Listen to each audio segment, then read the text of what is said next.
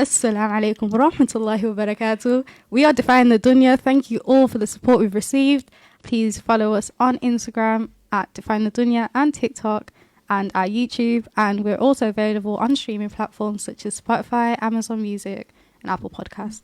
So yeah, today we're going to talk about culture and like how it impacts us like growing up here. So would you like to start? Yeah. So hi guys again. My name is Damita. And for me, I like this. I think this episode's a good episode because being a Jamaican revert, it's like there's culture and then Islamic culture, and it's like people don't really understand it. They're like, your parents let you, like your parents allowed you to revert. Like I've never met you. Like, or some people think that like they don't know that I'm Jamaican, so they'll see me and be like, oh, she's Somali or something. Yeah. And I'm like, no, I'm Jamaican. They're like, huh, like Jamaican. So I feel like that plays a part in the fact that there's a lot of stereotype that they can't be like Jamaican Muslims. But I think that's because there's not a lot. So even though I do have family members that are Jamaican and revert, so I just think culture-wise, it's just a bit, do you know what I mean? It's just not seen a lot. It's not normalised. Yeah. And then it's like separating like my culture and like my religion and like making sure that it works well and stuff. So yeah, like, yeah. So what would you say, like growing up in a Jamaican household, what were the things like that would differ from, like say from my household, because I'm not Jamaican, so yeah. you know. Obviously like you have like food and stuff, you have like, I don't know, the like music that they do because there's music. For example, I don't know why, but I feel like Jamaicans turn everything to a celebration. So like with like death and stuff, they kind of celebrate, not celebrating the death, but you don't really make it like a sad thing. So it's something we celebrate for like a long time. Like it's celebrated. But yeah, and I feel like a lot of Jamaicans as well, they're very like, they're just Christians. Like a lot of Jamaicans you'll see at a christening, but I don't know, that's just how I view it. I don't really have a lot of knowledge on how Jamaicans go through with their culture and stuff, and I think that's something that I wish I did a lot more. Like I am like in touch with my Jamaican side and stuff, but I wish I was in it more. But yeah. So like, you know how you talked about celebrating life, I actually really admire that like thing within Jamaican culture where someone dies, they celebrate their life. So have you been to any events like that, and how is it? I'm trying to think. For like close family wise, I have been to like funerals and stuff, and like it is a celebration. Like obviously you feel sad and stuff, but it does feel nice. It's not, for me, I like that everyone's there. Sometimes you have people that come and you're like, you wasn't here before. Like you don't. Yeah, you're just here for the food. Yeah, and the music and the vibes. Yeah, but there is. I like that. It's nice to see that. That's how many people they've touched that have come together to come and like be here for that person and the family. So I haven't had a lot of close family ones, but any of like if my family friends have had like a funeral and I've gone to, it's nice to see a lot of people there to celebrate and stuff. So it does feel nice. And also, I think I'm aware like music is a big part of Jamaican culture, right? There it is. So like, how is your like, what's your relationship with music? You know, Jamaican music. I do listen. I've been growing up with it. That's why I feel like in the last episode I was speaking about my struggle with like leaving music out and stuff, because my dad, he's a DJ. And we've just grown up listening to. We have people like Bob Marley and stuff. Like, do you know what I mean? Like I grew up on Bob Marley too. Yeah, we have those. And then Jamaican music and like the Jamaican culture had a lot of impact on music in the future, like grime and stuff. So it's like it's something that follows on. So it's just one after the other. That's why I think it's a bit hard. I think like the Jamaican culture is really an integral part of the UK culture as well. Yeah, it is. Like, I agree. As you said, you touched on grime, and like most artists, they're Jamaican and they bring that kind of element to it. So I think, yeah, we do respect the Jamaican culture a lot. Do you think like there's any morals that you grew up on which you would just say like comes from the Jamaican culture itself? I don't know. I feel like, you know, okay, so like just being a good person, I think, because Jamaicans aren't, like, obviously you have some people, I don't know, it's hard because you got to like separate the person from the culture as well. So it's like, it depends on what the person's like, but I do like, I don't know, just being a good person. That's like being happy. Like you see somebody and like, for example, everyone's family. So like I'll see someone I know and I'll call that person my uncle, even though he's not my uncle. Like, some other people in other cultures do that, but for me, it's like I actually treat you like you're my cousin or my uncle, and they'll treat me in that way. Like they wouldn't treat me in a weird way. Do you know what I mean? So stuff like just being respectful to people in public and stuff. Treat them like your family, basically. Yeah. And like even love. Like I know you guys use terms like respect and love. Yeah, and like there's a lot of love. Yeah, yeah, it's a lot of love. Yeah, yeah, there is a lot of love. So, but yeah. Yeah. So what's the best part of being Jamaican? The food. The food. Nah, trust me. Nah, but Trust yeah, me. the I get food. you. What's your favorite food? Like your favorite dish? I don't. I just standard. I don't know, curry goat, rice, Curry dumplings goat, and stuff. But yeah. it's just nice that that's there. But for me, I feel like there's a big contrast with like what I'm looking at now with like culture. So it's just like, do you know what I mean? It's not. It's nice to see. So it's just like, I don't know. Do you know? I don't know. It's hard to explain, really. Is there a lot of halal Jamaican shops, like Jamaican food shops? No, not really. No, I haven't seen one. But then for me as well, growing up, like I feel like a lot of Jamaicans, they say like we don't normally eat pork. So all my life I've grown up, I've never we don't eat pork. And then we have like, so within the Jamaican culture, we have people that don't like eat other meat as well. So they're just like either vegan or they're just eat Pescatarian, there's a pescatarians. lot, But yeah. pescatarians within like their, I think they have like, I think it's a religion they have, but Is it or a part of culture. Rastafarian? Yeah, but yeah. I don't know too much on it. Do you know what I mean? But so there's like a lot within it. So I feel like with me growing up, I haven't really had to struggle with food and stuff. And I always used to eat halal food because I know that was safe for me. Like that's how my parents raised me as well. Yes. They go, halal food's safe, like because we don't eat pork and stuff. Well, some Jamaicans do, but a lot of them they don't. They think it's nasty. But then that's also a link to the fact that a lot of people like in Christianity think that you don't eat pork either. So it's like a balance. Okay, yeah. Because they don't know why it's nasty, but you just grow up. Because I never knew why it's nasty. Some Christians eat pork, some don't. Yeah, Depends. some do. Yeah. But my parents they was like, no, you don't Good. eat pork, it's nasty. So but I It didn't know is. why. It's just something my parents saying. So it's just, It is. I think, doesn't it give you worms? yeah. And my dad would show me videos of like pigs being disgusting. I think that's something a lot of Jamaicans do as well. Yeah. Like they hear someone eats pork, they'll show you a video of a pig being nasty. So It's not nice at all. But yeah, you got anything else to add on to it? no, not really. No, just proud Jamaican. Yeah, just Living proud in the Jamaican. UK. Yeah, that's a revert. Yeah, yeah. I really liked listening to that. That was good. I think so. With me, I was born in Holland, so the Netherlands. Yeah. And then I moved here when I was 6. So it was really, really hard for me to adapt here because I did not know English. Like I struggled. I used to get violated. No, I remember primary school It was days. so sad. Yeah. It was so sad. Like I just answer yes and no. Someone asked me for my name and I was like, no. It was just so like, it took me a long time to actually get in touch with the English language. But then, like I'm Sudanese. I should have clarified. Yeah, I'm Sudanese, guys. People confuse me for like Somali or Habesha a lot. There was like this woman that came up to me. She's from Ethiopia, and she started speaking to me in Amharic. I was so confused. I looked at her like, "Babe, I'm not from Ethiopia." How did you explain it? Like, what did you say? I was like, I'm Sudanese. And then she looked at me, she's like, oh, yeah. But like, you know, Sudanese people and like Ethiopian people, like we're kind of close because of like geographically where we are. So it's like, it's vibes, do you know what I mean? Like it's not that deep. But yeah, so I don't know how like my culture really, I don't think my culture clashed with like trying to integrate here in the UK. But like I just was raised with a strong identity. Like my mom instilled in me, like you're Sudanese, like you should wear it on your sleeves. Nah, You know what I mean? yeah, You I should be get you. proud about it. Not a lot of people know about Sudan, to be honest, but we're really friendly people, I would say. Like Sudanese people are so nice. They're so welcoming and like they embrace you as your own. Like especially with like my friend, she's recently started to come to our gatherings and she's literally become one of us. Oh, that's so nice. Yeah, like I like Sudanese people. Big up Sudanese people. But I agree, even like with me, like I feel like the community was nice with me. Do you know, like Yeah, after I when you reverted, yeah, reverted. and that I was crying. So I do Aw. think Sudanese people are they're beautiful, man. We are. I'm not gonna lie. I wouldn't choose to be another culture. Nah, I get Like you. I love Sudanese people so much. As for like, I don't know. You know, like I don't think like I was raised any differently from a different culture. Really, you know what's norm? But I can say that. But like what's norm for me might not be norm for you. Do you know what I mean? Yeah. Because you're Jamaican and I'm Sudanese. But I would say definitely that obviously Sudanese people, we speak Arabic, so that's like our language.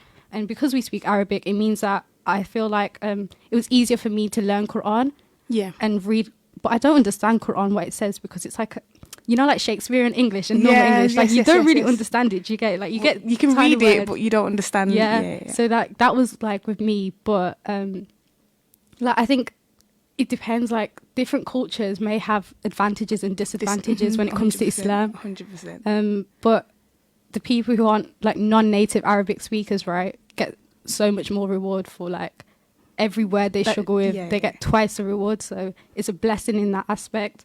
But yeah. No, I get you. That's nice.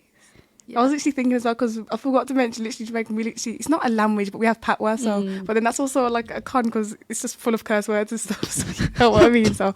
But Jamaican patois was so funny. It is, but I also think it's hard to understand, but yeah, so we have that, and I also agree with like, for people from other cultures, so like, if let's say, I'm trying to think, I don't know, a culture that doesn't speak Arabic, it is a struggle, like, especially for me when I'm trying to learn Quran now, and like, praying and stuff, like, it's going to be hard because Arabic is like, it is one of the hardest languages. It is. I think it's top 3. Like, it's Russian. Is it Russian? I don't know. I think it's Russian. I don't know what it is, but then I know Mandarin and Arabic are like up there as well. So, but yeah, I think there's a lot of, I want to use this time to highlight that there's a lot of Arabs that kind of use it as an advantage and try to say that they're better than non-native Arabic speakers when it comes to Islam, which is so wrong. Like, I don't know why people carry that mentality, because you're tapped. You know, when it comes to like culture and Islam now, how you said that there's not a lot of Jamaican Muslims.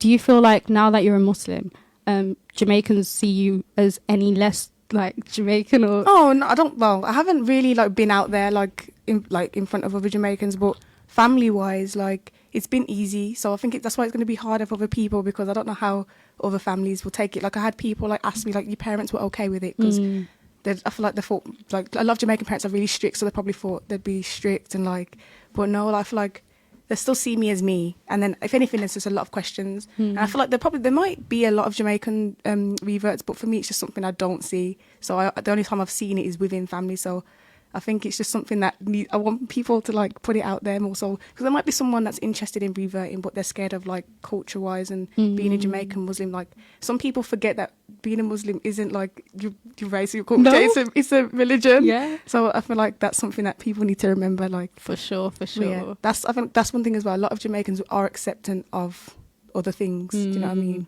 Obviously, certain things they aren't, but religion-wise, they've been accepting of it. Have you like seen your family adapt to your Islam now? Like, do they do certain things where it's like, yeah, because Damita's Muslim now, we're gonna do this for her? Now, yeah, obviously because we didn't really eat pork anyway, that wasn't in the house. But obviously, meat-wise, they didn't have halal meat. So my mum started to say as well, like, because I haven't eaten her cooking in ages, because she hasn't been cooking halal meat. She's like, I'm gonna buy you halal meat because we need to like eat together.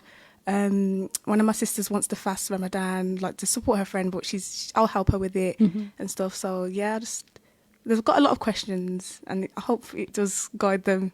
I think that's a struggle as well within cultures. People that come from a culture that don't have family that are like don't know a lot about Islam. It's hard when you revert because it's teaching them. Do you know what I mean? And like, what if they don't accept it? Like, not accept, but like they don't find it, like, so they're not a bad person, but they just don't know that it's the truth. Do you know what I mean? So that's something that's scary. That is a big struggle for reverts, like the people who are closest to you not finding Islam.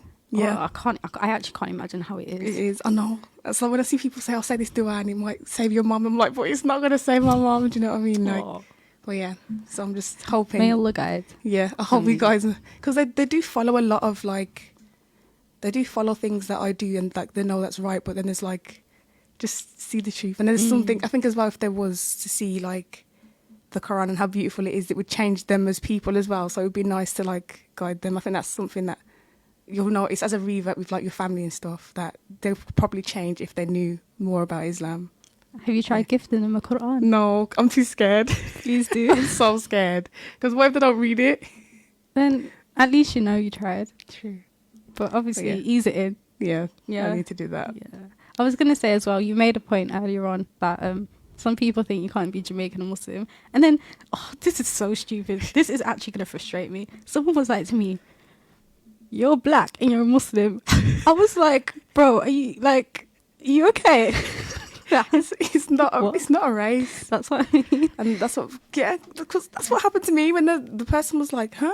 You Jamaican? I was like, yeah. And then they was like, but you're Muslim? I was like, okay. And there's like, but you Jamaican? He's like, what are you? And I'll go, I'm a Muslim. Like, they couldn't comprehend that I was a Jamaican and a Muslim. Like, It's only the people in the UK that say that, though, you know. yeah, but then also I think it's again with stereotypes of like Jamaicans skinning out and like, Oh. do you know what I mean? Yeah, Like, yeah. you drink rum, like obviously like that's something that's like rum's alcohol, and as a kid, like if you're ill, you're getting a sip of, do you know what I mean? You get a So mixture of it. They was like, how are you Muslim when? Although just because like I'm Muslim doesn't mean I'm doing that. Like Yeah, and Jamaican, yeah. like I'm not doing that. I'm changing. Like, but they just don't get it. It's like you're able to detach yourself from like the haram aspects of your and culture. see the other and I think that's something as wow. well. You get to see the beauty of it, the beauty of my culture from besides the skinning out, jumping and dancing off tables and stuff. Like, there's more to it than that. There is more to it. It's like carnival. Like Yeah, that's I can't lie. That is like a big part of like culture, isn't it? Yeah. Jamaican culture. Yeah, it is. But and then I feel like a lot of people would probably expect to see me at carnival, but I'm not going to be at carnival. And there's more to Jamaican culture than carnival. Do you know what I mean? But Yeah. that's the only images people have in their mind. No, they do, but I think that's just because of like how it's been portrayed, did it? Yeah, Like, 100%. but I do love the Jamaican. I think with Jamaicans, they're really, really embracing of one another. That's what I really like about them, and I like their food. Like me, I'm the #1 patty eater. I don't care. Like patties are so nice. Halal patties. They Yeah. do because I've been growing up eating those patties, and then I realised and looked like obviously I look out for halal things now, and then I saw and I was like, oh my gosh, my patties are halal. I can actually eat them. It's the ones from Asda, you know, Yeah. the one that says halal on the back Yeah. in black. What? Oh, That's the one I've grown up eating, so I don't have to worry about like changing my Yeah. tastes. But that I didn't expect to see that as well, actually, like from a Jamaican product. So how they've tailored it. But there's a lot of people, Jamaican reverts. You know, there's actually a lot now. I feel like there is, but I feel like I need to see them more. Like obviously, I know I have family members that I do have, but they're also male, like female wise as well. Then like I don't know a lot of. I think that's what I need to mention more because there is a lot of male, probably Jamaican reverts, but female wise, the only one I know is Alia, who's on this podcast. I think. Yeah. I don't think I know any I'm more. trying to think. Yeah, same. I don't know a lot of reverts. I don't know a lot of Jamaican revert. Like, do you know what I mean? Like, Do I know? I don't even think I know a revert. Wait, no, I do. Actually, I do.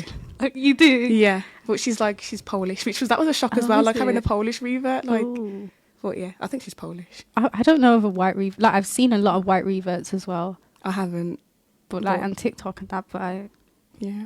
damn, I really like how like Islam, like it literally unites people from It doesn't different nations. matter what race or like where you come from. Like, it's just that's why it's beautiful. It is beautiful. It's like when you go to Umrah or Hajj, you know, like when everyone circles the Kaaba, Yeah. like you see everyone from different races, tones. Yeah, and people with Yeah. like tats and like tattoos and stuff. Obviously, they might Yeah. have done it before they reverted and stuff. Like, so, do you know what I mean? I think it's nice to see that God will still accept you. You don't think just because you got a tattoo you can't go. Do you know what I mean? And So to talk about the tattoo thing, like a lot of reverts have tattoos, like sleeves and everything. They struggle with like being accepted into their local mosque because it's like their moms would be like, you got a tattoo, you can't wait.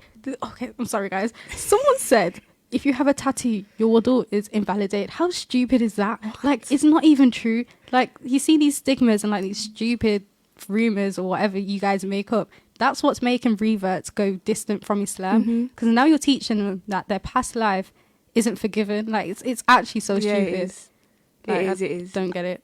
I think it makes, and that's also I feel like that's with Islamic culture, making it seem like Islam's a bad thing and like you have to be a certain person to be like you could literally be a sinner and still be in Islam as long as you're praying and stuff. Do you know what I mean? But And like, repenting, yeah. It's like you don't have to be a certain person to be a Muslim. No, facts. There's like now talking about Islam, there's a lot of things that get confused with Islam and culture. Would you like to bring up anything that For me, I've had people say like like how I don't know where it is. I think it's Dubai. Like how women are supposed to like walk behind the men or something. Somebody mentioned that to me, What? and because I was trying to explain Islam to them, and I'm like, they didn't understand how a religion can have so much like culture can have like. Do you know what I mean? Like so much impact on it. So that's why there was doubt in Islam, and I was like, but that's just. I feel like that's just preference and over time, and like if you read the Quran, you realize that women are very powerful, and I feel like a lot of people from the outside, even me at first, didn't see how powerful women was. Like we don't see how, like it's not just men, and women don't have a word. Like we are we're valued within like this like religion and stuff, and I think that's something culture-wise that a lot of people don't see. But it's on the media. The media don't really. Now, obviously, they show it, but on the media, you don't really show how strong and valued Muslim women are. But yeah. Islam gives Muslim women rights that like no other area can give Muslim women's rights. So like if you guys actually take the time to read the Quran, you'll actually see the rights that Muslim women get. Like even rights in marriages, like there's a lot. Do you know what I mean? Like we're not oppressed. Yeah, We're actually like, and I feel like because we're of not culture or like people that don't really take Islam seriously, and that's the only thing that is shown. People think that we are oppressed with marriage and stuff, but it's not like that. hell no. Like that's what I had to find out and research to see that it's actually, and it's very beautiful, Yeah. like the way it's all worded out. Where do you think like people have gotten the idea that we're oppressed? Media? I don't think we're very, like, we're not shown. Like, obviously, no, it's a double-edged sword. Like, okay, I keep saying that, but basically, I feel like once you're on a path of like knowing and searching Islam, you see the goods of it. But then people that don't know it, they probably don't look into it to see the goods of it. So they only see what social media show. And I don't think it shows that sometimes a good image of us. Do you know what I mean? So it shows the bad side, and then that's, you go back into like a loop, and then you see all the bad things. And then you also have people that spread fake messages. Do you know what I mean? Like fake things. Even Muslims do. Like they think they know, and they're like the tattoo thing. So then someone that probably looks at Islam and think, oh, like it's not good. They'll see that and be like, that's it. That's definitely not good. I do not want so.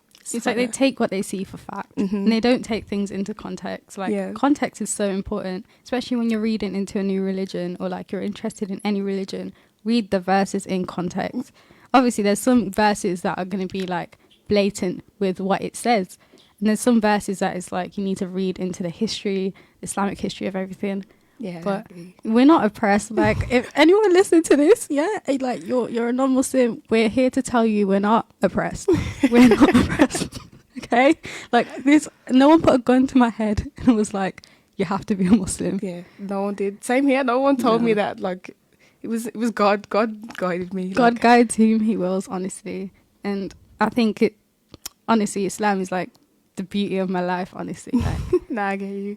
I don't know if this is really culture-wise, but it's also like reverting for another person. And by that, I mean like even just like for a friend, so like reverting because your friend's a Muslim. Like I also like think that other people should revert or like look into Islam because they want to and before God. Like everything's for the sake of God. You love your friend for the sake of God. You know, a lot of reverts as well. Like they get like this thing where, oh, did you revert for your man, or did you revert because of this? But like, why can't you accept the fact that there's people out here that just revert because they think Islam's the truth? Yeah, is that really surprising? It's not. It's not. It's not. No. Yeah.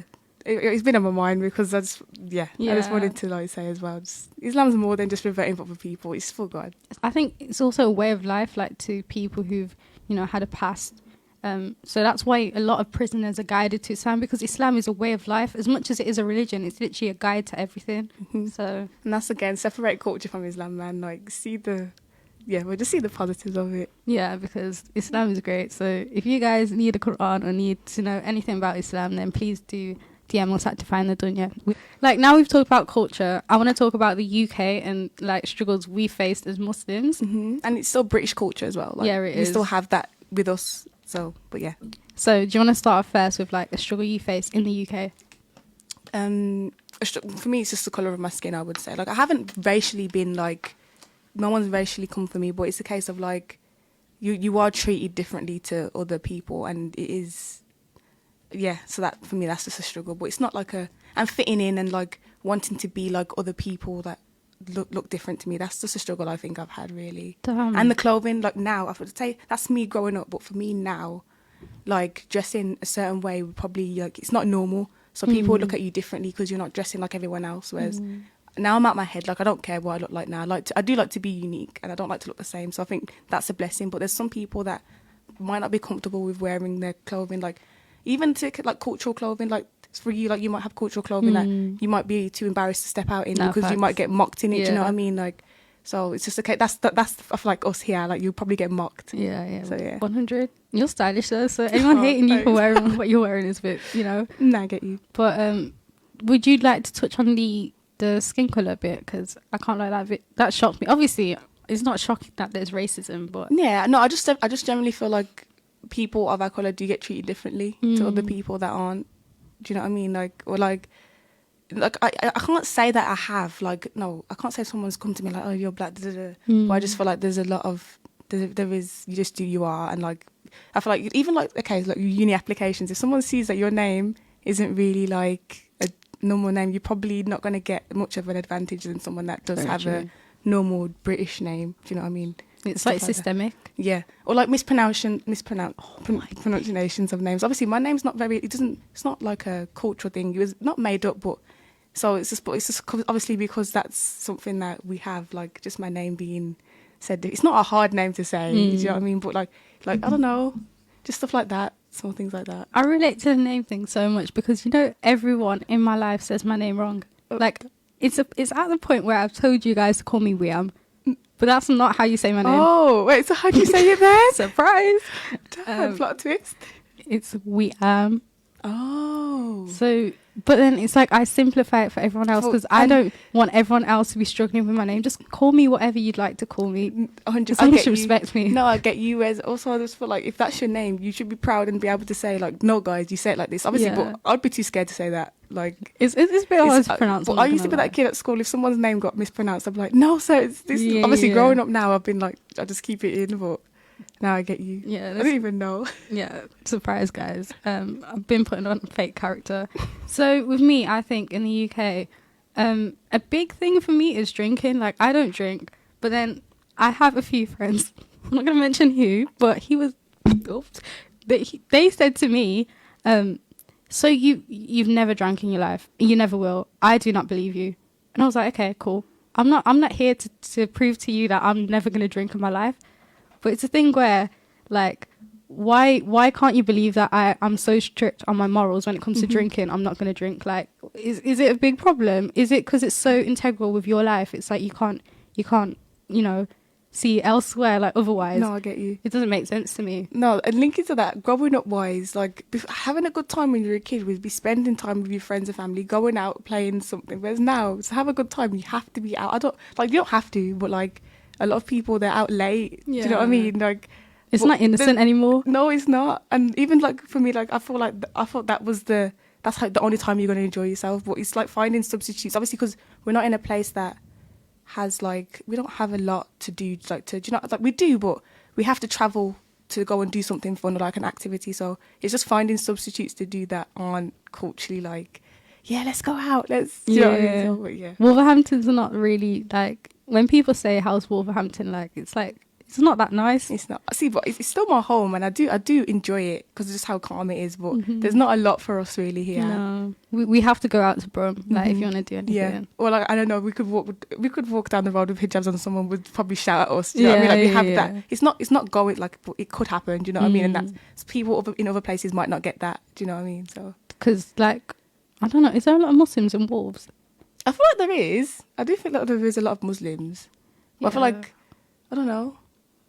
I feel like females probably get more harassment than guys do. And by that, I just like, because obviously with the hijab, people have a bad image of us, you know what I mean? So guys, you don't really know he's a Muslim unless he's in the thobe, you know what I mean? Yeah, that's very true. And like, linking back to the drinking thing, the clubbing as well, it's like, people can't believe that. You haven't. Yeah. No, I get you. But I remember before I was a revert, I was like, I'm like, you're not gonna go. Like, obviously this is before I had knowledge, and I was like, you need to hit the clubs, you need to go. Like, what the heck? Even the parties. Yeah, and you kind of like knew obviously you're not allowed to, but I was still there going, we am, and I was saying it a lot, and you still was like, nah. Yeah. There was this one time. Well, can I just clarify that I've never been so religious, and even when the times where people tell me come to the club, come to the party, I wasn't religious at that time. I just didn't want to really party. Like, it wasn't. I've never had that desire to go to party. Do you know what I mean? Or drink. Like, to me, I haven't. If you have, then that's you in it. But for me, I haven't. But there was this one time where everyone, like my friendship group, they wanted to go like. Okay, so they wanted to do an activity, right? And then it involved alcohol. But then because it involved alcohol, they didn't invite me. They didn't let me know, and they were discussing it around each other. Which at that time I obviously felt disheartened because they're my friends, and I'm thinking, where's my invite? Do you know what I mean? Even like, if I'm going to say no, I know. Invite, but now you understand. But I'm so thankful because like deep it, if I actually got that invite and I went, and like I could have been tempted to drink because everyone else is. Yeah, I get you. So it was a blessing. It was a blessing. Yeah, everything does happen for a reason. Isn't it? Like, I get you. So, yeah. Any other struggles that you want to talk about? No, not really. Oh, I've got more. I Keep us going. So, oh, this one's a serious one. This one's actually a really serious one. Like, because people don't know I'm Muslim by looks of it, because I'm not wearing hijab currently. Obviously, I just wear it for the show because for the sake of, you know, if I do wear hijab in the future, I know that anything I put out there has me in hijab. But like people approaching you with the wrong intentions. Because you're like, obviously not a lot of people know about Lauren the gay, so it's the people outside of the religions coming up to you thinking, oh, she's lame, let me go. Can I get your snap? And like, it's like, it's not the way you need to go about it. No, yeah, 100%. I think as well for me, that actually culture-wise, I literally started wearing the hijab to like make it known, because obviously people know me as someone they can approach and ask me like, oh, can I speak to you? Can I? But if I feel like with having it on, they're kind of like, oh, so she's religious, like, do you know what I mean? So I feel like that's what I'm seeing. I think that's what will help me try and keep it on longer as well, is the fact that it will make a statement of like, please don't speak to me, because I'm so proud of you. Can I just say, like, I'm really, really proud of you. And I actually clocked it, like the times where I do wear hijab and I go out, like I feel like, I don't know if this is just like a psychological game or if I actually feel like I'm being respected a bit more. Like I get you. I just feel like I'm being treated differently. I feel like that as well though. I feel like a lot you won't get approached if you have a hijab on. Even like public service, like drivers or like taxi drivers, Uber drivers, they speak to me with a little bit more respect. You know what I mean? Like, and I like that feeling. Like, I like being respected. No, 100%. But even to the extent of British culture wise, my fear was that like you're out and then out with other people that don't wear it, and then you kind of like, but I want to be like them. I want my hair to be out. Do you know what I mean? So hopefully I don't get into that. But it's just not being surrounded by it is kind of scary. So that's why it's really important to have a sisterhood. Like, yeah, it is. When we all go out, like, define the dunya, we're more than just 2, 3, 4 people. We're like a whole group, right? And like when we all go out, like wearing hijabs together, I feel so happy. It fulfills something within me. It's like, yeah, I feel like I've got people with me. Yeah. Obviously, I know that when I'm on my own, I do have angels with me and stuff. But even then, it's kind of scary. Or if like I'm with my sister and her friends, people probably looking like, why is she there? Or like, she's the odd one out. You look so even beautiful. I'm not the odd one out, but that's how I feel. Like I'm just odd, but I'm not. But so yeah, it's just the way that where we live. That's the only struggle, I think. Just wearing hijab where you live is a struggle. Yeah, because there's not that many people that wear hijab around our age group, to be fair. No, here. it's not, yeah. But you do look really beautiful in hijab. Oh, thank you. May Allah, keep you steadfast in that journey, and may He help all of us that are struggling. So yeah, I've talked about like people approaching me with the wrong intentions. Yeah. Do you have anything else to add to that? Yeah, modesty not being normalized, which you've kind of covered already. Yeah. Like, it's actually not normalized, even though, like, say, I know I don't wear the hijab, right? But may Allah make it easy for me. But that doesn't mean like I go out my way to dress immodest, like really modest. I don't do that. But even if like, because there was times where I'd go out with my friends and we'd go out for a meal and they're all wearing like bodycon dresses and like short midi dresses, and I'm searching on Pretty Little Thing. Pretty Little Thing is not the place, guys. For modest girls, it's not the place. And I'm searching for maxi dress, long sleeves, turtleneck. You know what I mean? But even to the extent, I remember one time we was out and you had a dress on. You was literally there. You was like, guys, I wish I had something to cover this. I wish I had, and that it really did like have an effect on you. And I was like, I didn't understand at the time, but now that I'm like, damn, like, because I didn't like what I was wearing. And even for prom, you were struggling because you wanted to find something that was very modest, and then I think you did look very nice for prom. It was cultural, it was modest. It wasn't like everything was out. Do you know what I mean? So it's nice. So hard, and obviously as women, you're gonna want to like. No, actually, not me, but like I understand why women would want to wear something more revealing because it beautifies themselves, obviously. But it's a journey, isn't it? Like, it is a journey. Like that's something I've had to find. Like I don't need to be wearing that I want to wear it. If I was to wear it, it would be for me, obviously. And for me, it's not my cup of tea. I don't like it. I'm not comfortable in it. So why am I doing it? Just to fit in? I don't want to. Yeah, I would rather wear something that I'm more comfortable in, and people think, oh, she does not look nice. Because I don't care. Only God can judge me, man. I don't care if you don't think I look nice. I was scared of that judgment too, like when wearing modest, like going out. No, 100%. Yeah. I'm still scared of it, but I'm kind of like faking it. So like, fake it till you make it. So I'm telling myself I'm not scared because there's nothing else I can do. If I'm either scared and wear what I want to wear like nicely, or I wear clothes I don't want to wear and feel uncomfortable. Like there's no way out really. So, and it feels like a protection when you're covered a bit more, it does. to be honest, in my opinion. It is a protection. There's another point that I want to touch on, and that is TikToks. So you know how like we are in like this age group where we record TikToks and then we post them, you know, with the nice sounds, with the reverb songs, and because you think you look cute and whatever. I think it's a really toxic cycle. And before like I got closer to Islam, I wanted to be an Instagram babe so bad. I wanted to post for everyone else. I wanted to like, you know, wear like nice clothes and post and then have so many likes. But I think the most beneficial thing I did was remove. I used to have like 1,000 followers on Instagram. I removed them all. I removed like 800, and I kept the people that I only knew in real life. No, 100%. I get you.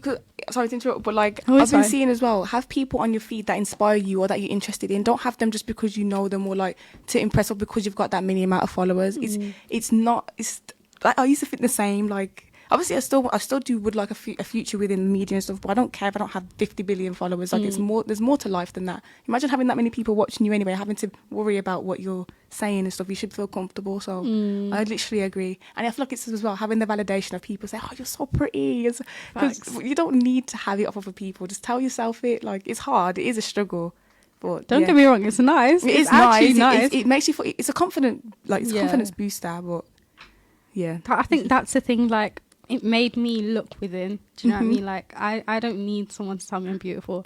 Like I can hopefully tell myself that from within. Yeah. So, or if there was to say I'm beautiful, compliment my soul and my like how I am as a person, not my looks. So I'm more than my face. And those are the best compliments. Like when they compliment your character and like the person you actually are. Like I don't even care to the point where you guys are complimenting my face at this point, because it's like if you can't see beyond that, then it's like, bro, do you know what I mean? Yeah.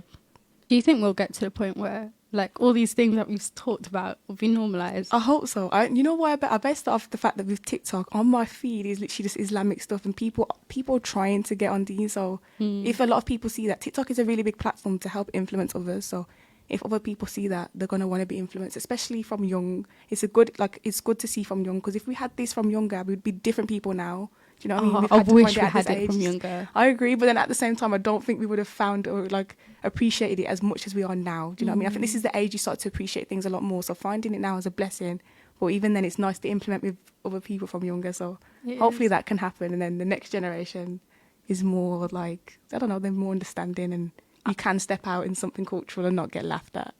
I can't wait for that too. I mean, by the time that happens, like I don't know. I don't really wear a lot of cultural clothes, but we have a thing called.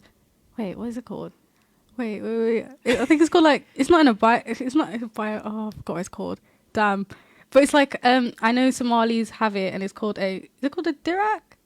Yeah, dirak. So it's called a dirak, but then it's like the same thing in Sudanese like culture. And it's like these long abaya things are so comfortable. Oh my gosh, they're so comfortable. They're like the best thing to stay in. And like, if I wanted to go to the corner shop wearing that, I'd feel like I'd be so judged. No, 100%. Especially like wearing a bonnet as well. Like even that. Bonnet for me is a big drag. I can go out in a hijab, but a bonnet, that draws too much attention to me. Yeah. I hate it. Oh my god. Because there's that stereotype of it being ghetto. Yeah. Like, bro, who told you it's ghetto? But yeah, I'm trying to think of what else. I feel like for me now it's more of like culture with like marriage and stuff. Do you know what I mean? Not even, and like how to approach that type of stuff. Do you know what I mean? Like, Oh, like here. yeah. Yeah, it's Yeah. it is. still. It is. Like, no, I'm not like, I don't know, like, so for example, like, I don't know how I would approach my wedding and stuff when I've got a DJ dad who'd probably want to be like, I'll DJ for you, do you know what I mean? Or like family that are very, like, they'd probably want music there. Or like, for example, I'm saying this because like my family that have had weddings or christenings or stuff like that, like, so okay, for a christening, do I not go? Do you know what I mean? Because I don't, but like for us, it's a case of like, or do I go to the after part? But then it's like I'm picking and choosing, do you know what I mean? But I've never actually gone to a christening and believe, oh yeah, they're being like, do you know what I mean? It's just a case of you just go because it's your family. It's a step. It's a big step. Do you know what I mean? Like, I mean, it really does depend on the individual. But I'm pretty sure I hope your family would understand. Like, I think they would understand. But then, like for me, it's just hard. I think that's the struggle I'd have family-wise as well. Just like family things like parties and stuff. Like, I do want to be. I am a family person, and I did love like growing up. Like that's the only way we always like everyone's there at the party. So it's the only time you see everybody. But it's like, how do I work on that as like a Muslim person? Do you know what I mean? That's trying to like be better. Like I don't want to listen to music, but if I'm in the party with my family, the music's going to be on. Like, true. do you know what I mean? So, but like, I mean, you can help being there or not, but then it's not true. you who's playing the music. Do you know what I mean? So I see both sides of it. It's just a struggle. I don't want to like intentionally be there knowing that it's not wrong, because it's nothing bad, but it's just like that. Do you know what I mean? Like I do, and I have family members that I don't see because they are Muslims and they don't go to those things. So it's like, is there a reason why? Like, am I supposed to be doing that same thing? How about you get together with them and like throw a halal celebration? I need to do something like that. Yeah. I need to see more, like do more research and stuff like that as well. But yeah, even to send for my future wedding, I don't know how I'm going to approach that yet. Like, obviously I'm not getting married anytime soon, but like how I do that, because I have a big family, so it's like a lot of people they are going to want to be there for that celebration. Like, I'm the firstborn, do you know what I mean? Like, so it's just stuff like that. Do you think they'll still show up in like numbers if? 100%. I do think they would still show up. I think so, actually. I think it would be different because there's no after. What's the after part going to be? You just sit there in silence, and do you know what I mean? Like, cause that's what I'm just what I've known or seen. Like, there's always the after part. Do you know what I mean? Like the celebration part, and the kids and everyone's around. So it's just like how I'm going to approach that. Like, it's different to everyone else. You have nasheeds. True, we do. You can put them on some good nasheeds. Do you know what I mean? Yeah, that is true.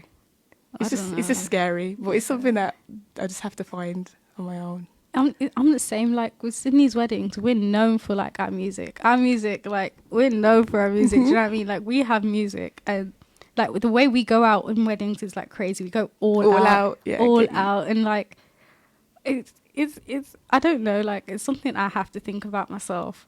It's definitely, so again, it's linked with culture and religion. It's kind of hard to separate, but it's separating them both and like prioritizing one. It's so hard, like, honestly. It is hard. And for example, like, I don't know, like family members that smoke and stuff, like within the Jamaican culture, smoking is like something that's done a lot. So imagine if like my family members are outside smoking, like at my thing, it's like, I don't really want you to do that. Do you know what I mean? Oh yeah. So like, damn. It's like, how do I say, oh yeah, don't you come to my wedding, but you can't smoke. Imagine smoking outside in a car. That's a crazy scene. It is a crazy scene. Damn. But then I think if you just let them know how much Islam is an integral part of your life, and like how valuable it is, I think they wouldn't mind, not smoking a little spliff. Come. You know what I mean? Yeah, I don't think they would come and do that. Yeah. I'm just thinking of just like, because I don't know how it's going to go. I'm just thinking of things to like. It's already written for you if you think about it. Like, this whole conversation about how your wedding's going to turn out and plan out, it's already like, it's already written. No, 100%. So, you know, let's hope. Just hope it's the way you want it to be. Yeah, but even as well, like, what do like people do for like family members that have normal, like, because it is technically a Christian wedding. Do you know what I mean? Do you still attend? Do you know what I mean? Like when they're doing their vows and stuff, like, I don't get how it works. I'm not speaking from an area of knowledge, right? But I think like there's nothing wrong with attending. You don't believe in. Do you know what I mean? It doesn't take you out of the fold of Islam if you attend. You're not believing that. I don't know. Oh, I really don't know. But it's no different to them coming to mine. Yeah. But I don't know. I don't know how it works. Nah, these are the questions and stuff that I need to like. Yeah. Like, you don't actually think about these things until you approach that time. And I wouldn't have thought about this until I had reverted and looked more into Islam. Like, I would have thought of having a normal wedding. Do you know what I mean? Like, it's like you judge every part of your life now. It's like, damn, that's actually tough. Yeah, 100%. So I asked on our Instagram, what are the struggles that you guys face, our audience, when it comes to the UK and like Islam? So we're gonna read some responses out. We've got a lot actually. So yeah, we did have quite a few. Thanks, guys. Like, we appreciate it. First one: people trying to push haram things onto you. Damn. Do you relate to that? I do relate, but like, it's okay for me. I relate for before I reverted, so it's like people. For me, I relate to this a lot because I have like people that knew I was interested, but still, because I at the time I am someone that can get like not peer pressured, but I'm silly. Like, I'm a silly person, so I'll be like, yeah, you know what, YOLO. Like, obviously now I've kind of maybe calmed down a bit. I don't know. So that I do understand you, like people trying to push haram things onto you, but it's kind of like, if you can't control it and you know you can't say no, then don't speak to that person. But if you like, not even don't speak to, I don't know how to maybe tell you distance what to do. yourself. Yeah, or like just tell them how you feel. Like, say like, please don't do that to me. Like, don't push it onto me because, like, it's not what I'm trying to do. Fact, even if you know, like, you're someone who easily gets peer pressured, like Damita said, like me. Say, don't tempt me because I'm actually gonna do it. Do you know what I mean? It's not to blame the other person because it's you. It's your self control. So it's a case of if they're trying to push it on you, you're the ones doing the action. So you can't blame that person because they're gonna feel okay to tell you to do it if you're doing it. So you also got to make sure you set the boundaries and show them that you're not gonna ease into like stuff like that, so they know not to push it onto you. Do you know? Would you cut like friends off who would push you towards sin? If I've spoke to them and they're like, if they didn't have an understanding, so if they don't know that I don't want to like do that stuff and they're still pushing it onto me, then I'd be like, try and distance. I'm a person that will ghost people anyway. Like, I don't know why. I'm bad at that. I need to stop. I've lost so many friendships just from not speaking to people. But it's a case of like, it's a communication matter, and because if I don't communicate, they're not going to know. So, but if when they are saying do this, I'm like, okay, I'm going to do it. They're going to feel comfortable. So it's having the boundaries and setting the boundaries and speaking to them about it. And if they know how you feel and they're still trying to push you towards doing bad, then you just got to distance yourself and like explain. And even then you can tell them, you don't have to, but you can say like, I can't really like be around you guys because you're not doing things I want to do. Like communication's key, because if they're your friends as well, they'll understand. Like, don't be scared because your friends will understand that. So yeah. And if they still push it onto you, then maybe cut them off. Like you go through the communication and then like, distance yourself, but they're still pushing you, just cut them off. Yeah. But they've got to know. You can't just cut them off. They might, obviously they should know, but they might not. So you just got to let them know. You can't cut them off just because, just let them know, man. That's good advice, actually. Do you want to read the second comment? Oh yeah, being accepted in a job. Oof. I'm guessing this is because the sister wears hijab. So she feels like because she wears it, she wouldn't be accepted to the job. Whereas I feel like nowadays, because I was explaining to my cousin about my job, like I'm not doing it anymore, but I was like, praying and stuff, and she was basically saying like the rights I have about praying, like you're allowed to. So like even if you're worried about like not being able to pray because like your job says you're having too many breaks and stuff, like it is a right for you. You're allowed to do that. So I'm sorry, if Karen can go out for a quick 5-minute fag break, I can pray. So yeah, do you know what I mean? That, but it's also finding jobs that I think being accepted in the job, you're going to want to like go to the job you've been accepted to because it's so hard to find a halal job. Do you know what I mean? So I want to actually emphasize on that point. So before I worked in New Cross Hospital, I actually worked as an agent, like a waitress agency. Like that. Yeah. So like there's a lot of tipping, there's a lot of drunk men, there's a lot of music, free mixing. Like I can't like my experiences working in that job was terrible. Like no, I get you. So it was I was doing the same thing as you. For me, I'd have different ones because we'd all work with each other, like my friends. So we'd make sure. But again, even then, like the case of serving alcohol, obviously I didn't know at the time because I was still learning about Islam. Like you're not supposed to. But even after I did find out that it's a job that I haven't really been doing, like. Bro, when the alcohol like spilled on me, I felt so disgusted. I get you. Like, it doesn't feel clean at all, and your feet. You're not even enjoying yourself. You might as well do a job that you enjoy yourself doing. Then very true. So, yeah. And I felt like I was being objectified as well, because as a waitress, they only put the girls in the boxes. No, do you know what I mean? Like, I can't relate to that, but I do get how you feel. It was terrible, I swear to God. But that's why, to any listeners, if you feel like your job is a haram job, like try leave it, and don't say like, how is God going to provide me with the means of finance or whatever? Because if you leave if you leave haram for halal, you would definitely trust me, that's me, right? Because I haven't like left, but I've not been accepting the jobs and stuff, and they probably will kick me off, but I'm still living, I'm still providing for myself, I still have, and that's because God's allowed me to do that. So don't be scared, like everything happens for a reason. They cut me off a long time ago. I don't even get the ping. No, they cut me off. There's no new notifications. No, they cut me off, and I was like, I need this. Like, I begged to go back, and now I don't. Do you know what I did though? Okay, so there was an instance that happened, and then after that, I knew I wanted to quit that job because that job was not for me after that situation. So they contacted me and they were like, okay, cool. We know you don't want to work with alcohol now, and we understand your reasons.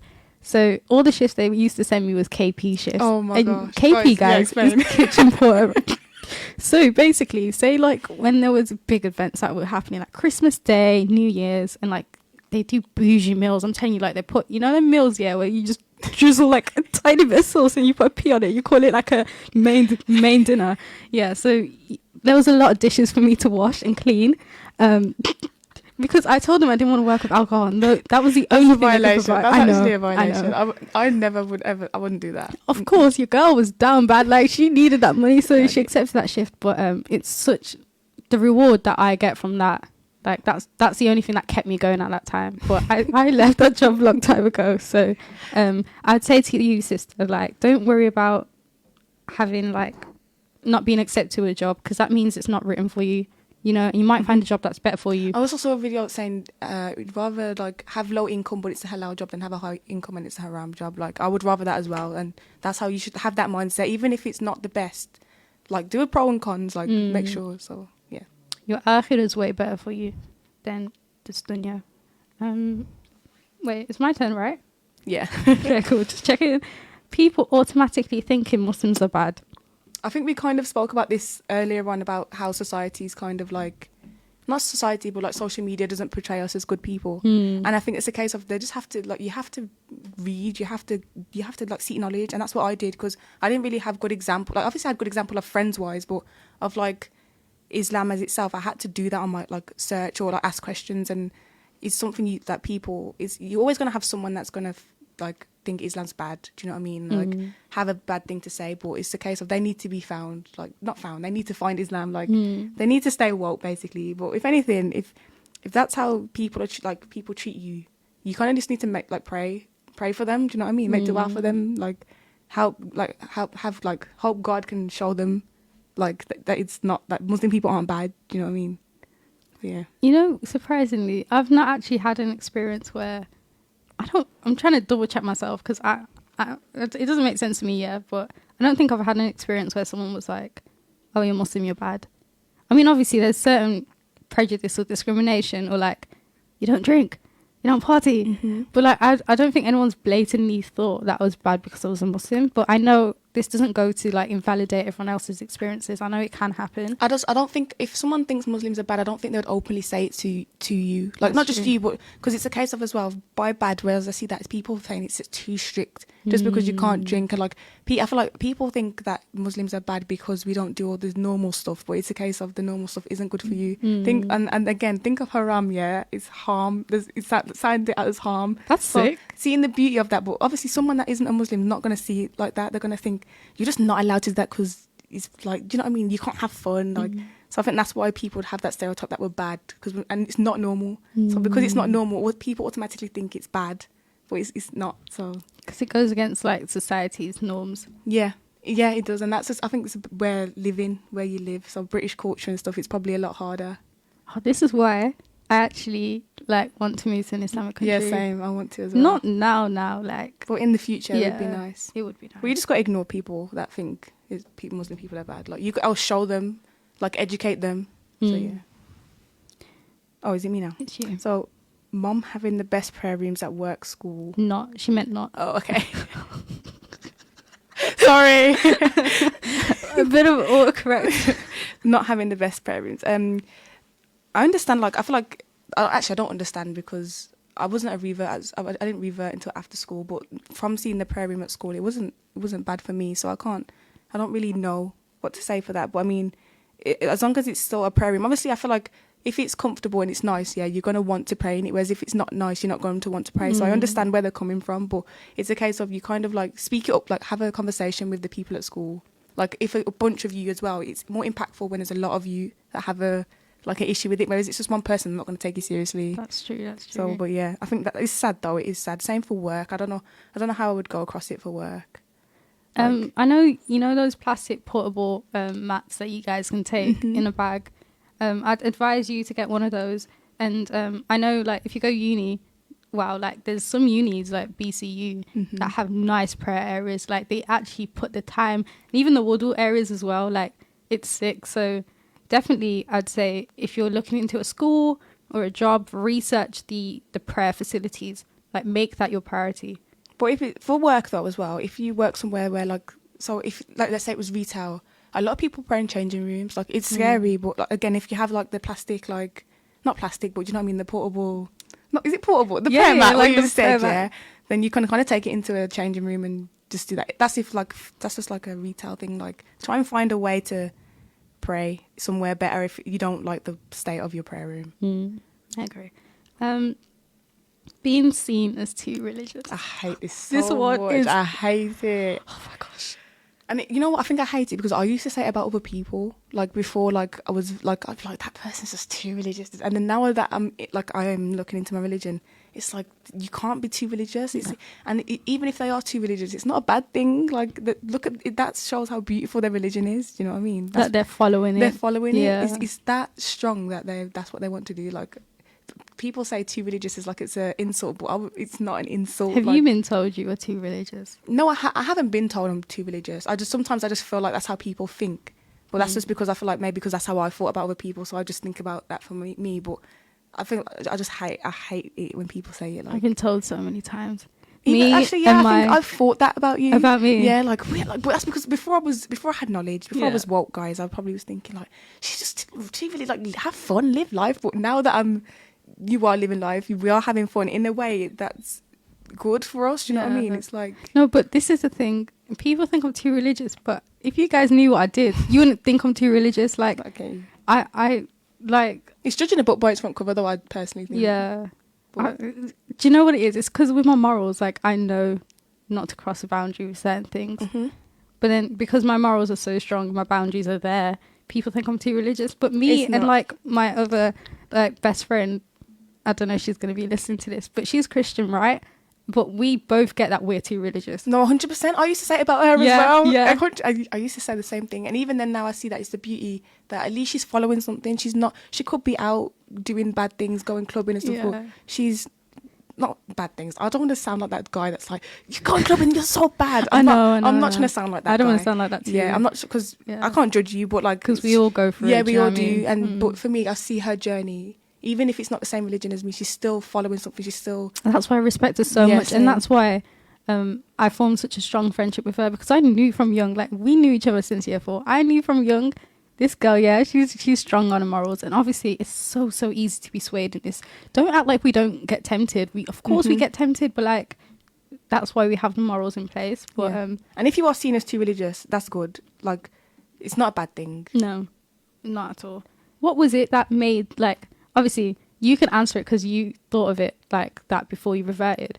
But what was it that made you think, like, I was too religious? I don't know. I just feel like because you wasn't really... Not even a case of, like, too religious, but, like, you wasn't really doing things that everyone else was doing. So I was just like, damn, like, that's what religion does to you. Like, obviously, I had, like, society's mindset and stuff. And then, like, she prays or, like, she does this at home. Like, she's very, like... And even then, I kind of, not envy, but maybe it was like a thing like you were put together and I wasn't. So I was kind of like, she's so religious, she's put together. But obviously, like, I don't think those thoughts anymore at all. Like, I look at you and I'm like, bro, I wish I was you. That's how, like, I think maybe part of me, because I didn't really understand. Yeah. But like now I kind of understand that it's more to it, and I understand why you was the way you was back in school. I'm so glad I wish I understood more. Do you know what I mean? Because and don't judge a book by its front cover, man. Like, because look at you're the one that's like actually practicing proper well now, like mashallah. Yeah, and I'm looking to you. I'm looking up to you because wallahi lazim, God knows the way I admire you so much for the way you've been so consistent with your salah, because it's so hard to be consistent, and like it's something that I can struggle with. So anyone can, I feel like anyone, but it's vice versa, man. I always come to you for questions, so. Well, that's kind of cute. Not last question. We have quite a few more to go. Wearing hijab and trying to dress modestly without being judged. Listen, you're always going to be judged, and that's something I'm still processing because I'm so scared. Like with wearing hijab, I'm scared that people are going to judge me. They're going to see me and think something different. I'm so scared, but at the same time, it's just something you got to remember. Only God can judge you. And it's not really that, I don't know, it's just something you have to like just ignore. Do you know what I mean? Like ignore people judging you, because I've fell in love with modesty though. Like when I see see it on TikTok or like on social media, somebody wearing something modest, I think it's beautiful. So as long as if you feel beautiful and you can feel comfortable in it, it's fine. Do you know what I mean? So like with me, I actually do struggle with modesty. With like, I just think of it as, would I rather be a slave to society, or an obedient servant to Allah subhanahu wa ta'ala?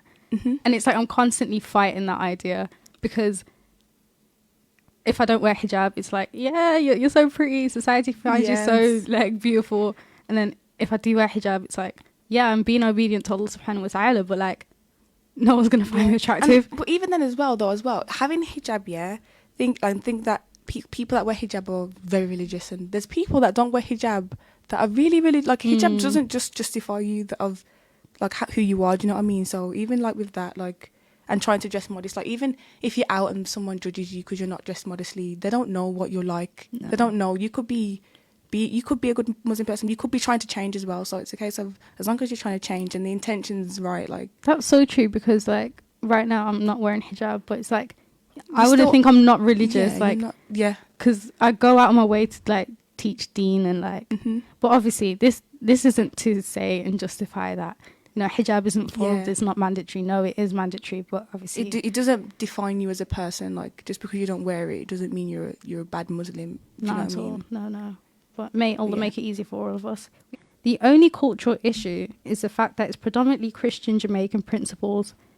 I think this is a Jamaican revert, and he's talking about how he's finding it hard with Islam because, as you said, that Jamaicans have that fundamental Christian principles. Because that's what I think as well. But then it's also a case of it's hard as well when growing up as a Jamaican, where your parents aren't really like that. You say you're Christian, but you're not going to church. You don't have that like pattern of your religion.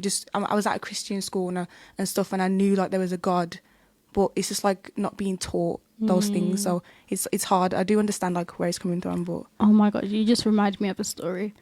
So when I first came to the UK, I've explained how I didn't know how to speak English. So I think my mom, she made it so clear when I went to primary school. Look, my daughter's a Muslim. Don't do anything, because it was a proper Catholic strict school. Yeah, it's proper Catholic school. Guess what they did to me? It's actually crazy when I think about it now. So first of all, they signed me to this club where it was like a Jesus worshipping club, and then you know the beads, because Catholics have the beads as well, which is it's so cool how but like they have the actually did they have a cross or not? Yeah, they have a cross on it. There's so many similarities to like Orthodox Christianity and Islam, but they gave me the beads, and then we were doing like singing gospel stuff. Oh, this is so crazy. It's not even the worst part of it. Like, obviously, it's the fact that they didn't respect my boundaries as a Muslim, like my mom. I didn't know English at the time, so they did like this assembly thing, and then, you know, the bread and wine? Yeah. They gave me bread.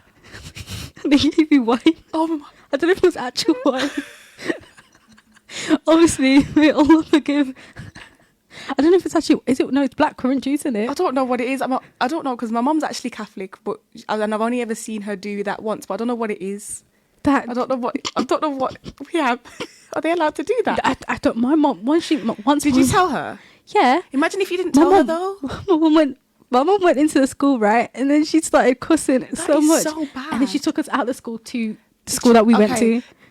Everything happens for a reason though. Obviously it's not a good thing that happened, but that could have happened later on. Do you know what I mean? So you could have still been there. And then they were like, okay, but if you knew that your children are Muslim, why would you put them into the school thinking it's a Catholic school? My school, like the school I went to was a Christian school, but they accepted everybody. And even to the extent of like days like, okay, you're not supposed to go to the church. Like when they went to church for like Christmas or like carols and stuff, if you didn't want to go, and I didn't understand at the time, because there'd be people that like, no, we're not going. I was like, huh? And then I didn't understand, but if you didn't want to go, you didn't go. And then it was a Christian school. They took us to trips to the mosque. Do you know what I mean? Like, oh yeah, I remember that when time. you and your brother led it. You led the trip. Like, did we? Yeah, you took us to the mosque, and it was nice. Like, I can't believe that. No, honestly, I think I'm traumatized. That was a traumatic experience for me. But yeah, I do get what he's on about though. It is like predominant for Jamaicans to follow Christianity and stuff, but maybe it's something that like if you bump into someone that's like that, just teach them or something, like guide them. Very true. We have a message on WhatsApp that says, nice talk, wallah. Oh, thank you. Thank you. So, free mixing of male friends. I think this is very hard when you brought up as a child as well in the school with lots of like, do you know what I mean? Like in primary school you have guys and girls, so you think it's normal. Do you know what I mean? You wouldn't think that you shouldn't do that. And then I've only recently realised that guys and girls can't be best friends. Do you know what I mean? So like, true. For me, I have had there's male people that I know. Tell a lie. I do know male guys that do have good intentions, and I do know someone that is friends with a guy and she's a female, and like there's nothing. But for me, it's just a case of, for me personally, I just think it doesn't work properly. So I understand why free mixing is there, like not allowed, and You like do, yeah. why it's just things like, yeah. Like, I agree with that as well. Like, most of my, I don't think I've, let me think. No, I don't have male friends anymore. Because like they were back in secondary school, and No, at that I get time you. I didn't know it was haram to have male friends. Mhm. But it's like all of them found me attractive, and they all said it to me. And I think it's so hard. It's so It's just hard crazy. to, it's like, what do you do? Like, what I do you want me don't to do know. about, like, and they tell you, but like, what do you want me to do about that? Like, It just kills the dynamic so much, because I thought we was bros. Yeah. Like, I thought me and you were G's. and it's hard. I think it's when your intention's different to theirs, it's so hard. So yeah, but I don't know. But then it's a case of as well, even culture wise for me, like if so for example, my dad has a friend. If he has a friend and his friend has a son, what do I do then? Because obviously we don't see each other in that way, but it's kind of like a family friend, Oh, but family we're not friend. family friends. You know what I mean? So is that classed as free mix? Do you know what I mean? Because I like we're not related in any way, but it's a guy and we know each other through family and stuff. Like even like multiple. My dad has lots of friends and I they have a lot of family children. friends as well. My And like age. yeah, and there'll be males and stuff like, so it's just like, you know what I mean, like what do you do? Do you Like, know what how it is that class, like what? Because I'm not looking at them in that way, and I don't think they are looking at me in that way. Yeah, But like I know them through family, and so I don't know, it's a struggle. I think it's so hard. I'd say keep your distance. Yeah. Like, to whoever wrote that comment, if you do have male friends, basically don't unnecessarily go out your way to speak to him. If it's because he's your classmate, okay, cool. What's on homework? Yeah, little like short combo, dead combo, but don't take it outside the classroom, basically. But I think it's something that happens with time though, because intention, like you might be speaking just to be friends, and then over time, it just happens that because you have that such like a connection, it like the idea of the way they view you is different to how it was at first. Like we're just friends, we're just chilling. We share the same like interests, and then they end up saying, "See, oh wait, actually, she's very nice. She's very nice looking." Do you know what I mean? So Yeah. I think that's why it's hard. But then I also think it kind of like becomes easier for you. Like so for me, I've realised that I don't really have a lot of contact with male people that I used to speak to a lot, and I think that's just happened over time. Just because the more you kind of like grow towards something, like you have different things, then you realise that you want to go and do something that I don't want to do, so we just don't really speak, like we just distance. Same as soon as I left high school, I didn't really speak to the same people from high school, like male wise. Same. So like it just kind of happens, like when you surround yourself with different things, you don't have to kind of speak to guys, so it's just something that will happen. So with me, I would just say for you, sister, like, I know you might not think it's not that thing, right? And I know you might think it's platonic, but trust me, 3 times, something is going to grow out of it. Even if it's not from the guy, it could be from the girl. It could be from you. Could be, yeah, from you. Like, And you might any- be listening to it like, what, me? Catch feelings for him? Like, no, that's bro. That's but, bro. You never know. Like, if you actually have attraction, physical attraction with one another, then, do you know what I mean? Like, Yeah. it's a bit of a sticky one. no but- matter how many times you say it's my guy bestie, like, Yeah, that's not your guy. You might be screaming, that's my guy, but that's not your guy. It's not your guy at all. But next question. mixing in free, mixing in weddings. I think that's very different, like, to this now, because it's again like even I think weddings is going to be hard because it's 2 different families, so there might be like females from one family and then there's females from the guy's family. Like that's going to be hard. But then again, it's just a case of you kind of like you just be respectful about it, because there's going to be free mixing everywhere basically. Like even at work, you can't choose to work at like just all female. Very like your true. boss might be a guy, so Yeah. I think it's just a case of how you approach it. Like it's inevitable, because like for example, anyone's wedding, there'll be guys and girls there from family, because it's family. You can't say, oh yeah, can't come because there's females coming. Like, so yeah, at weddings, like free mixing, it's just something that will happen, but as long as it's done respectfully and in a nice way, then it's fine. Like, lower your gazes, guys. Like, That's the thing. Like, sometimes you actually can't help but be in a free mix environment. So, like you were saying, lower your gaze. yeah, you can be in a free mixed environment. I could literally be in a room full of guys, as long as my gaze is lowered. Yeah. That's what I'm not trying to like. Do you know what I mean? I'm not trying to do anything haram with those guys. So, well, yeah. And then with the music, literally, that was our struggle as well, culture wise, because there's normally music at weddings. Like, Oh, that one there. yeah, that's something that we're all on a journey to figure out, like how to come across that. I actually want to see how people go about it. Because I don't see like, obviously I see weddings on my feed and stuff, but it's normally cultural ones of like family. Like obviously they do say as well, no phones like for pictures and stuff, out of respect. But still, there's music, everyone's dancing. Like, you never know in the future. I hope I don't, but I could end up having music. I don't want to be like, nah, I'm not gonna have music, because I don't know what can happen. Anything can happen. But it's just finding out, like, do more research on it. Really, I think like that's what we need to do as well. We are human at the end of the day, so we can fall short at certain things, but it is actually a sticky one. But I'd advise, if you really truly believe strongly in the matter of not having music at your wedding, that's fine. You can have nasheeds. You can make it where it's like, if you don't want a free mix wedding, the sisters are on one side and the brothers are on one side. But even then as well, music wise, we're forgetting that there can be like, it could be like normal lyrics, as long as the lyrics are fine. It doesn't have to have a beat. Do you know what I mean? Or like, it could be like music made with the voice. Do you know what I mean? Yeah. And like, as long as it's not imitating the music. I don't know too much about it, so I don't want to put, but like, if you can find that, like a substitute, it still kind of plays into both favours. It's halal, but it's still, it's not music, but it's song. It's something in the background. Yeah. You know what I mean? As long as the lyrics are fine, do you know what I mean? Like, it's not very. They need to make more songs out there like that. For us, not songs, like, but do you know what I mean? Like substitutes and stuff. That's what I meant. My bad. No, yeah, I get you, because I feel like I'm classing songs as with music. But songs more than music. It is. Someone said they struggle. Well, not they struggle, but in their culture, Shisha, it's seen as halal just because many people in my culture do it, and music. And this is the Somali. So she's saying there's a lot of shisha and music in a culture. And because it's normalised to smoke shisha, because it's not really, I don't even know what it is. There's no fine.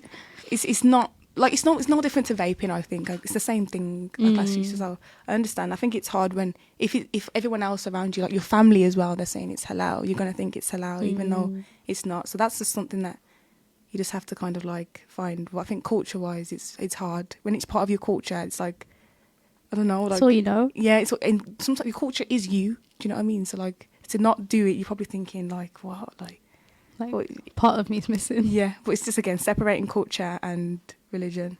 I can't really speak too much on it because I don't really like know about shisha and stuff like that. So I mean, I do a tiny bit. Shisha is a big part of my culture, like very, very big part of my culture. And I'm not trying to out anyone. I'm really sorry. I'm not trying to out anyone, okay? But like, most of the male people in my family have done shisha, right?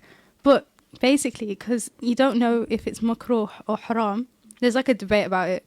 But what my opinion is like, just stay away from it. If you don't know. That's what I mean. Like, you're more closer to haram than halal if it's at the point where you're like, I don't know if it's hated or if it's haram. But yeah, it's a big part. But, you know, may Allah make it easy for anyone who likes to smoke shisha.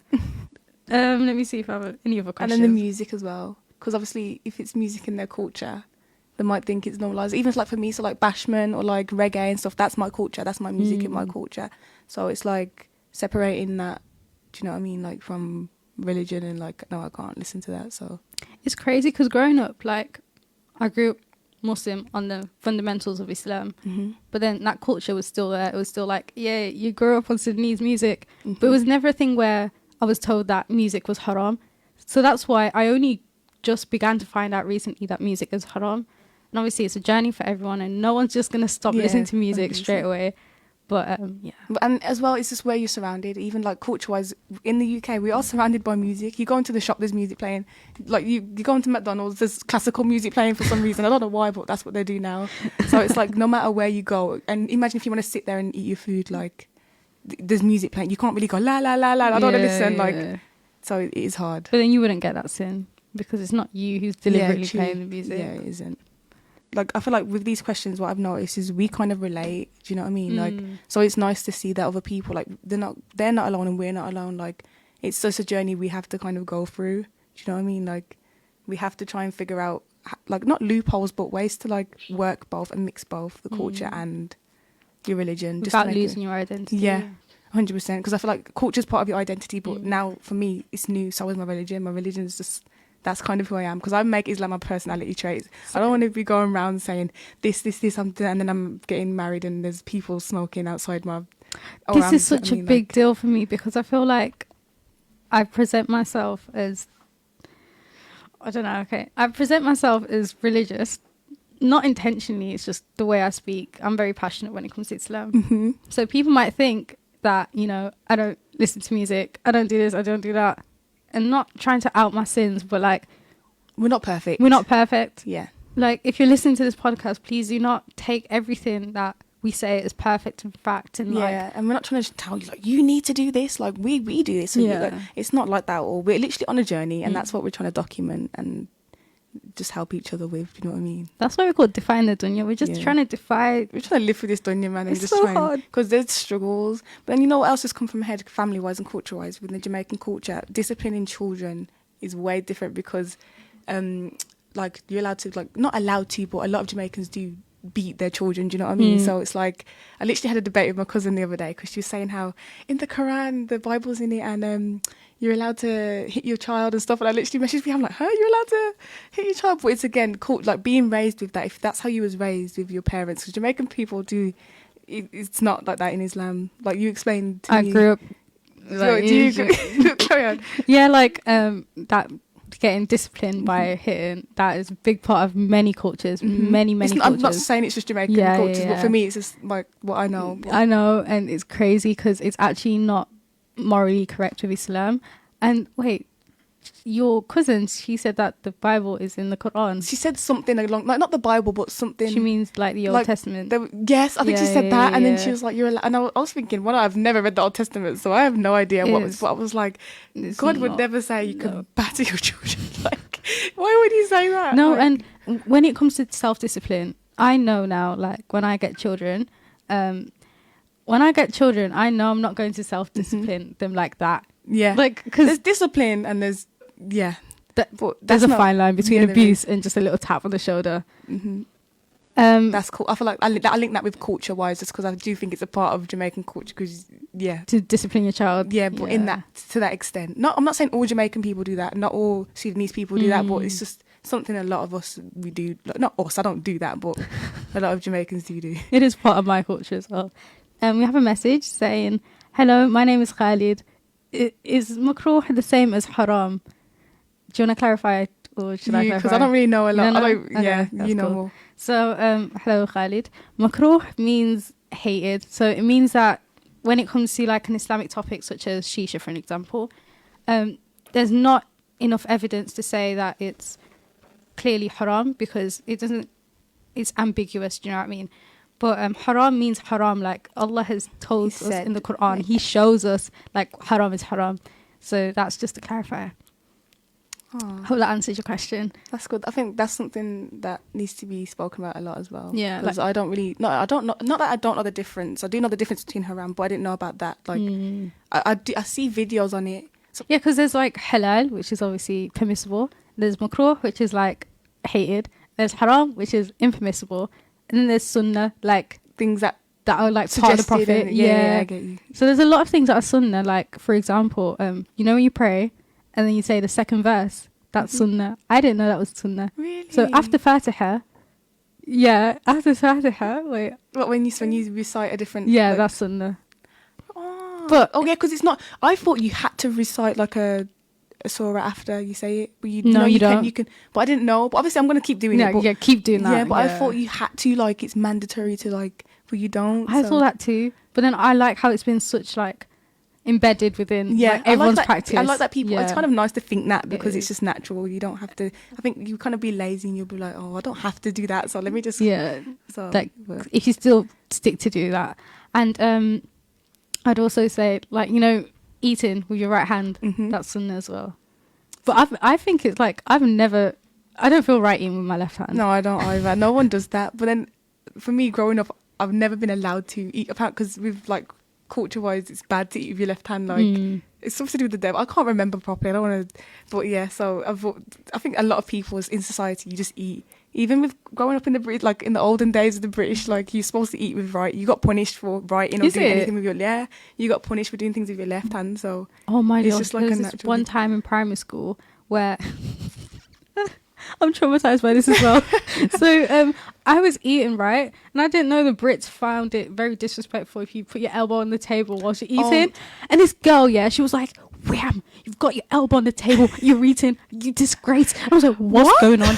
It's not that deep. I was like, I felt hurt. I don't think I've been aware that I do it. I don't think I do it. I don't know if I do, but no one's ever said that to me. I feel like in primary school, people were just being silly. Like they probably got told that by their parents. Yeah. And thought, let me implement it here. Very true. But a disgrace. Just for I don't eat with my elbows on the table. No, but like if you're eating with one hand, you probably would place it. Do you know what I mean? I don't know what I was doing, but I've never forgotten that.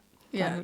There's just it just goes to show that there's certain practices or things that you say to your children, which they're going to end up passing on to their friends. So raising a child is like a big thing. And yeah, it is. And raising a child as well, so they're aware of their culture and knowing the history behind it, and then also knowing the history of their religion and how to like mix both. And that's what I want to make sure I'm prepared for, like prepared to teach. Even my siblings, because my siblings are growing up, they're not Muslim, but if they do want to revert, I want to be able to tell them. They might be like, but we listen to music, was that a wedding? Like I want to be able to answer their questions and show them and guide them. Any family members, you know what I mean? So. And with Islam, it's like knowledge is a journey, so you just keep learning. Yeah. I have a question. How do you think? Okay, so interracial relationships in Islam. What do you think about that?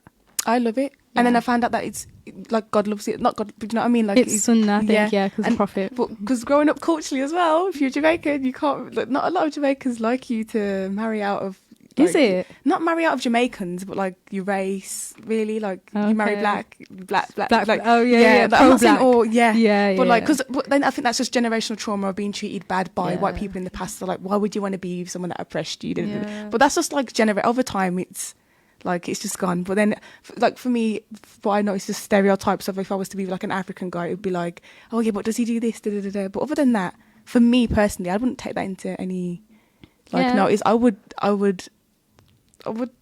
do like interracial, like I think it's very beautiful. I do think it's beautiful. Obviously you have your preferences and stuff, but I do agree with it. I do think it's nice. But I understand why people want to stay within their culture, you know. That's all they know. Yeah. So it's like marrying outside your culture is a bit... Yeah. But I feel like it's sad when your parents are like, no, you have to do let your child... Because I feel like as well, when you're told that you have to, you kind of want to go against... Not go against it, but you know what I mean? Like, you don't really stick... Whereas if it's just something that just naturally happens. People are beautiful, do you know what I mean? If anything, teach your child to be with someone that's good. Show them the people they're supposed to be with, not just base them off the skin colour. It's the character. It's like the Islam. It's who they are. Manners, And that's what I like about Islam. It's more than just a skin colour and it's about if they're on deen or like what they're like as a person. Even with the people you surround yourself with, like that's one thing I'm happy my parents never said, just surround yourself with black people. Like I haven't said that, so it's nice that I can be surrounded by Muslims that are different races and Wow. I would also say like people confuse parents saying you can't marry outside your culture and say that's Islam, but it's not Islam. It's not. What they're saying to you is so anti-Islamic, and if they don't approve a wedding or like a man or a wife for you because of the culture, that's haram. Like if you know that his deen is good and he's praying 5 times a day and whatever he's got going on, he's got good going on for him, if they literally say you can't marry him, then that's not good for the parent to do. I still think it's similar with friendships as well, though. Like, even if your parents say, I don't want you to hang out with that person, like, if that person's a good person on deen and they're helping you grow closer towards God, you just kind of have to just, I don't know, not disrespect your parents, but you have to try and see what's going to help you and what's best for you, do you know what I mean? Just because your parents say something is halal, or like something is haram, or something is like... It doesn't always... You always... Even no matter who, like, you could tell me something, and obviously I trust you, and I know you would, but I would still do research on it. Do you know what I mean? Please like, do. You don't always listen to everything. Like, obviously listen, but you have to make sure you have, like, proof. There's always proof. Like, where does it say this? Or, do you know what I mean? Like... And that's again with culture, like just because your culture does it, look in the Quran, does it say that you're supposed to do that? Do you know what I mean? So, well, that's just something that I need to do as well. Like, it's not just, I'm not saying that's what you should do, like, that's for me. I need to do that as well. Yeah, same. I need to detach myself a bit more away from my culture, because there's a lot of haram practices in my culture.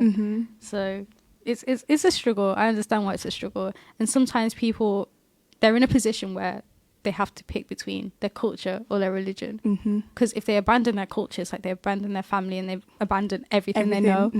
And then if they abandon their religion, then they're abandoning their Lord. And themselves. You're kind of like split in half, and it's so hard. And that's why I can't really like say a lot for other people's cultures, because I'm not really struggling like that. Do you know what I mean? Whereas other people might be going through a lot of struggles, like culture-wise and is like religious-wise. So I rate people. I rate you. Like, may God make it easier for you, man. I like, mean, I yeah. understand how tough it might be. Yeah, it's so tough. It is. Anything like last words of advice, you know, to summarize this episode about culture, society, Islam. I think, if anything, it's a case of just being scared of what other people say within the society and culture-wise. Like, you might be scared that, like, there's aunties or uncles that would be like, have you seen her? Like, she wears hijab, she's gonna... Do you know what I mean? But it's like, do not care what other people say. Even relating back to the questions we had, like, wearing modest clothing and hijab and stuff, like, and being scared of people judging you, because you're going to be scared of stepping out in, like, an abaya. If I was to I don't think I'm brave enough. Do you know what I mean? Like, for example, when we went to Leicester, we went to go see Mufti, Yeah. and stepping out in hijab is comfortable because no one knows me there. But for me to walk around Wolverhampton, people are going to look at me. I'm scared, but no one's going to look at me. No one cares. Like, I've been going gym with hijab on, and I'm scared that people are looking at me and they're going to, like, but no one looks at me. Like, no one cares. Do you know what I mean? Like, and that's also something you have to kind of, like, implement with culture-wise, like, family-wise and society. Because, okay, let's say they do speak about you. How long is it going to last? 2 seconds. Yeah. There's a new topic of someone else they want to speak about later. So, And would you know? You wouldn't. Yeah, and that's what I have to think about as well. Even if I have an idea someone's speaking about me, I don't actually know. So I can pretend they're not. And it's just think of it as a blessing. You've kind of etched you're in their mind, basically. They're seeing you in hijab and abaya. They want to talk about you. It's something that they're triggered. Yeah. And if anything, it might make them want to. They might be triggered because they're insecure to do it. So then they might research, and you might have inspired them. So don't be scared of thinking of what other people think when you could be inspiring others. You know what I mean? SubhanAllah. You actually never know who you inspire as well. 100%. You might even inspire yourself, man. Like, yeah. Well, yeah. So thank you guys so much for watching this and listening to this episode. This is episode 2, the struggles of living in a non-Muslim society, where we talk about religion and culture. And do follow us on our Instagram and our social medias at Define the Dunya. Thank you. This is Weam and Mahel and Damita, and we are over.